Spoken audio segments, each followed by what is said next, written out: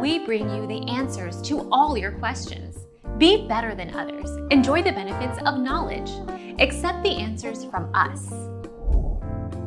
How often do I need to clip my bird's wings?